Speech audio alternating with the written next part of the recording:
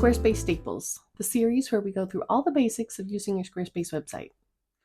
All right, so to start with, we're going to log into your website and go to Pages. Any page will do, whatever page you want to edit the text block. And then if you don't already have a text block, you probably do. But if you don't, you're just going to add one and say add block, text block. I've got one right here.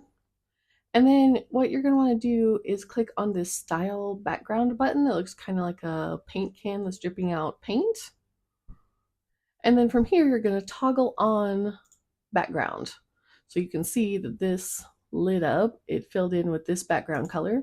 You can come over here and change it to one of your site colors, or you can pick a custom one here. I'm going to change this like this. And then what you can also do to further style it is here in this stroke selection. Right now we've got nothing. You can choose solid or dashed, and this is basically going to create an outline around your text box. So I want to choose solid, and then I want the color. This is where you would edit the color of the outline of your box. I want it to be black, I think.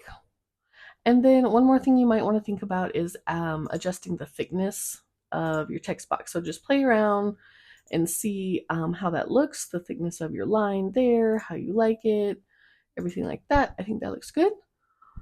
But yeah, that's pretty much it. That is how you add a background color to a text box on your Squarespace website. Now go update your website and let me know in the comments what other things you're interested in learning about Squarespace. Thanks for watching, and I'll see you in the next one.